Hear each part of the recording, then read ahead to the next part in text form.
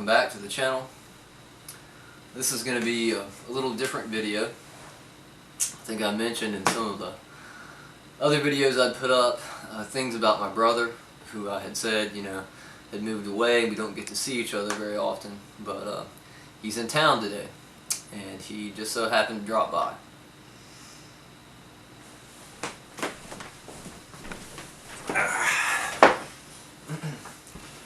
Hello everyone. Make sure that. Are you in the frame? I think so. Okay. I think I'm in the frame. Yeah. So today is your 100th day. Yeah. Well, no, I think it was yesterday. Okay. I totally blundered on that, but congratulations anyway. thanks. This is my brother, Scott. Good to meet you guys. So this episode is going to be about books, and I've got a question for you to start off if you're interested. Absolutely. So name one book you read in the past, either as a kid or as you grew older, that left an impression on you. Something that you read that changed the way you looked at something or yourself, or just altered you in some way. Yeah.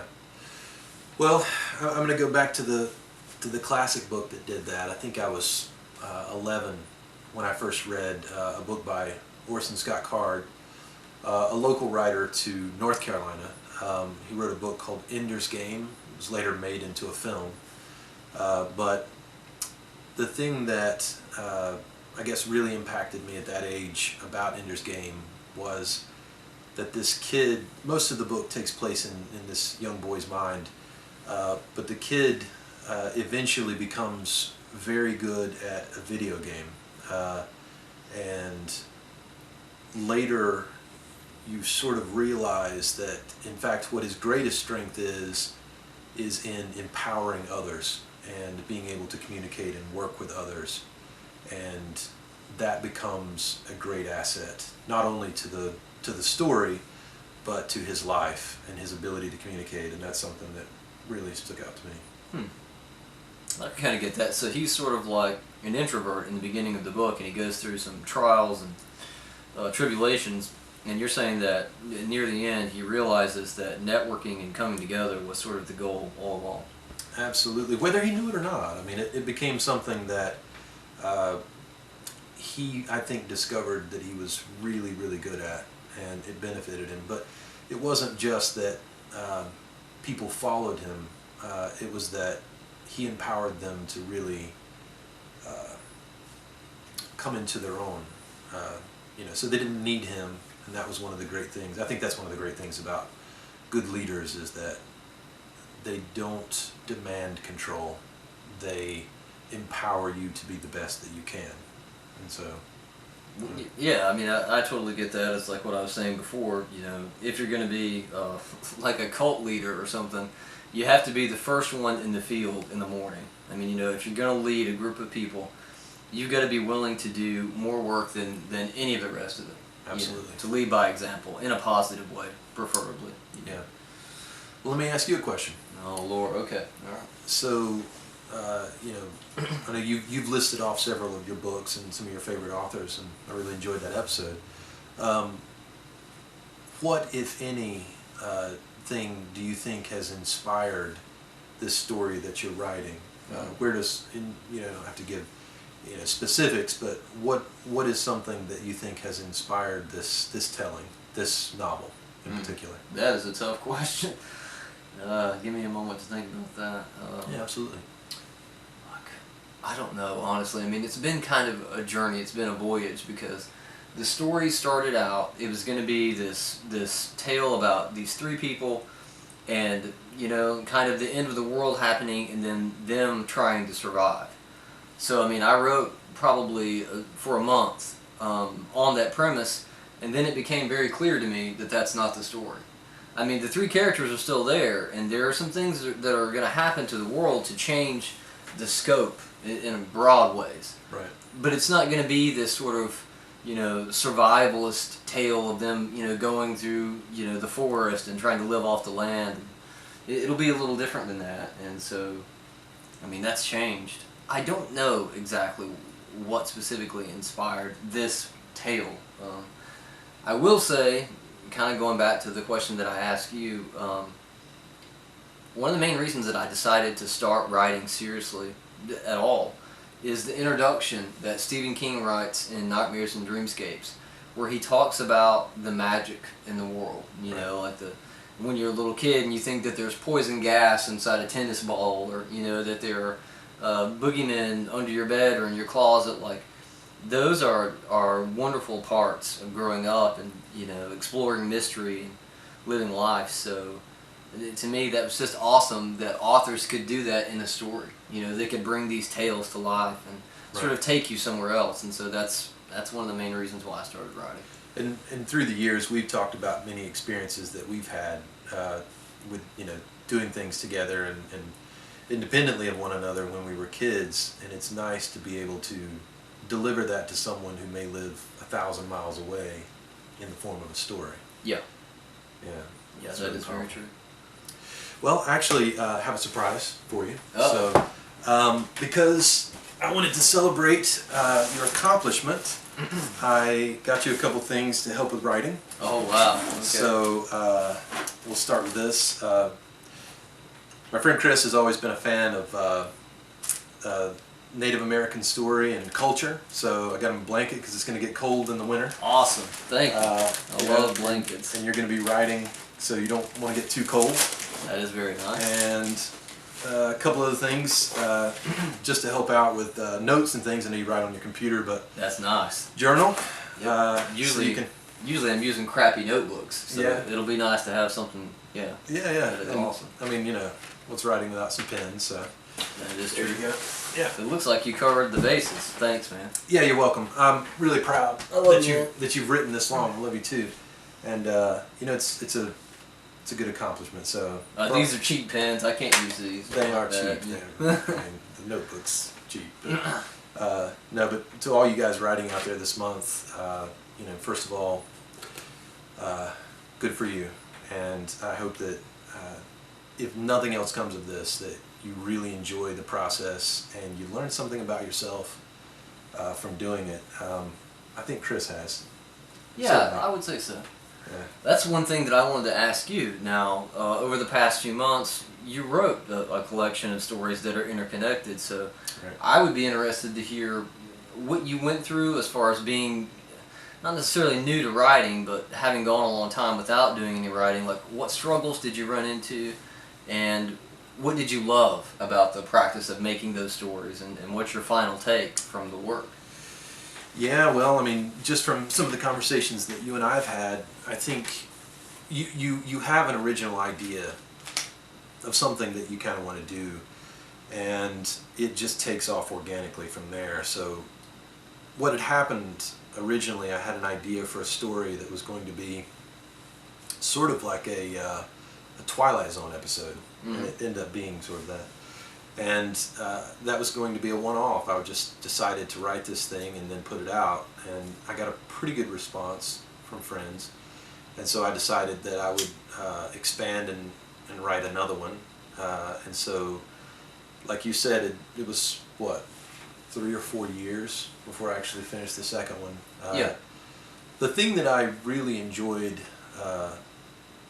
looking back was that I had more conversations in my head about these characters and about these people than could be fit into 10 novels. Oh yeah, yeah. And you don't need to know all of that stuff to enjoy it, but I needed to know it to craft what you do read. Yeah. And I think that's the thing that's sort of surprising, that I guess every author like you guys will go through, is that the backstory that you build is enormous, and it does affect, you know, what you actually write. Yeah, even in it a really nuanced does. way. Yeah. No, I will say that. I'll add a little bit to that. One of my main characters, when I originally came up with the idea of her and she sort of came into the story, I had a small basis, and I thought, well, okay, she's going to be very forward and capable, you know, and kind of commanding, you know, just a go-getter, someone who's a natural leader. And she still has a lot of those characteristics, but she's also weirdly sensitive. You know, and it's odd because on the one hand she's very smart, you know, and that sort of fits into how I had imagined her. But on the other hand, when it comes to some things, I mean, she's fucking lost. Yeah. You know, because of her past. It's because of her past and how she lived her life before we find her in the story. She hasn't had the sort of level of life experience that the common person has as far as facing simple challenges and stuff. So it's just neat to see how these things evolve. It's amazing, yeah. You can see complete competence in one area and then incompetence in another. And you can explain that through some of the things that she's gone through. Yeah. Yeah, no, absolutely. Your characters, from what I found so far anyway in writing, they surprise the hell out of you. I mean, you think that you know them so well even before you put the pen to the page, and then... Right. And I mean, to think, I mean, every one of the characters you create is a part of you somehow. You know, it's some piece of the way you are, the way that you see the world. You know, so they're all of them, the entire cast, however many there are fragments of you, pieces of you. You know, definitely. The ways that you see the world. So, no, it's interesting. So here's another question for you in regard to that. Did you have any issue writing, because when you wrote your two stories, you wrote one that was from the perspective of one character, and then the next story was a totally different perspective, but the two stories were interconnected. So was that hard to switch between the two? It was, and if you noticed, which I think you did, the first one was written in a very sort of, at a strange cadence. There's almost a sense of paranoia built into the story, and the second one's pretty much a straightforward telling. Yeah. And there's some similarities between the two, but I'm going eventually to write a third story that ties these two characters together. You read in the two that I've written that they know each other and that they're planning on meeting, but in the third one they do. And I haven't told you this, but one of the things that's going to be interesting is actually being able to blend those two cadences. I mean, those two sort of tempos of... In the same story. In the same story. So that is yet another challenge that I'm going to have to figure out, because it took me quite a while to finish the second one. I think because I got into a place where I'd convinced myself it was writer's block, and then I think there was a couple days that I just sat down and said, you know, you're just going to steamroll through this. Yeah. And by doing that, I finished it, and I was happy with it. And you know, you have to go back and revise certain things or change certain things, but the excuse didn't hold for me of saying, well, I just don't know where to go. There's an impasse. Those impasses can turn into months. Yeah, if you allow them. Years sometimes, yeah, so don't allow that. Yeah. Yeah. Yeah, I had some issues with that not long ago, and it was just a thing where there was this kind of anxiety about sitting down and getting started. You know, I wasn't exactly sure what I was going to do that day with the writing or the scene, and eventually I just got to a point where I was like, well, you just have to sit down and try something, even if you go back. Like, I've written some backstories in my rough draft, and they may not stay. But it's exploring these characters more, so you're still doing the work for the story, even if the plot at that moment isn't moving forward. Right. No, absolutely. And I mean, like you say, I mean, like, that's valuable to create that backstory, you know, to be able to know more about, you know, the individual character, even if it's not used in the piece. It will be used to craft future things because of that knowledge, because you know those things about them. Yeah. So. I got another question for you, if we've got time. I don't know how are we on time, but. Yeah, we got a couple minutes. Okay. One of the things I was going to touch on in one of my videos, and since you were the one who introduced me to this, it's only fitting that we talk about it. Years ago, when he and I were a lot younger than we are now, he introduced me to the Sandman comic that Neil Gaiman did.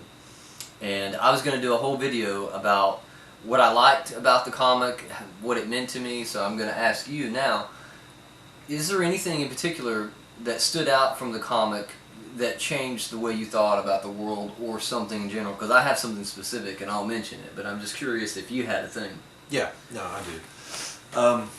So I think one of the things that Neil did, and without geeking out too much over Mr. Gaiman, one of the things that he did is he took what we would consider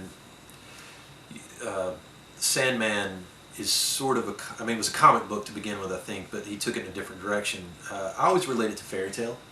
And so, you know, there was sort of the Disney telling of fairy tales that we grew up with, and I think a lot of people here in the United States grew up with, where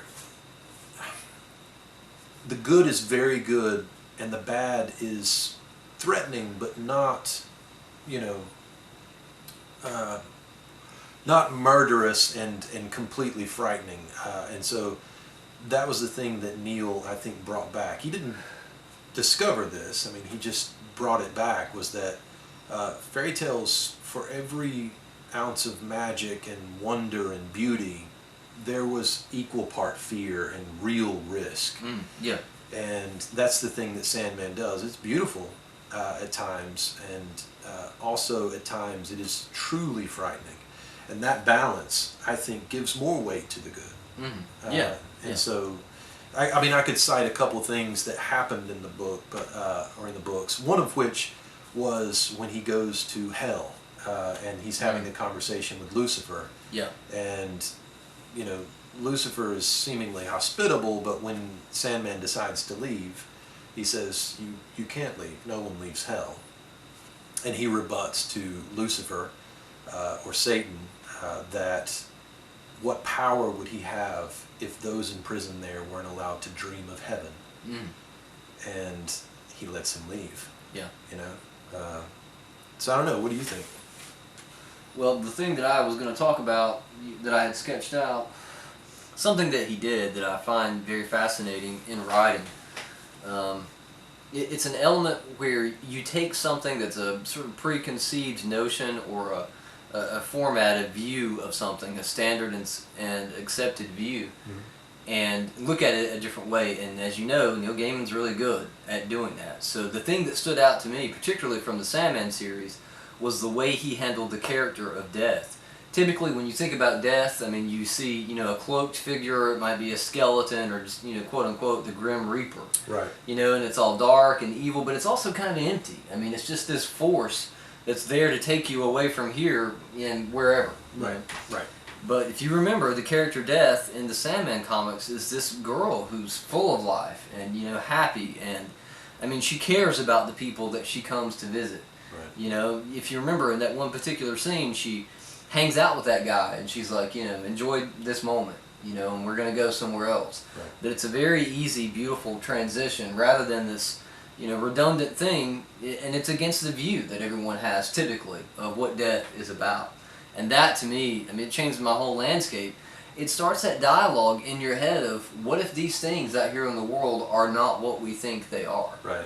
I mean, I think that's valuable. It is, and breaking those archetypes are, I think it's important because, you know, obviously one of the things that you've done in your writing, and I've tried to do in mine, is to give an alternative view of, you know, what we would just see as normalcy. I mean, like, you know, to give another person's perspective, so that even if it doesn't convince you that that's the way things are made better, you at least get to look at it and say, okay, there are people that do this thing, you know? And, and it's normal to them, you know?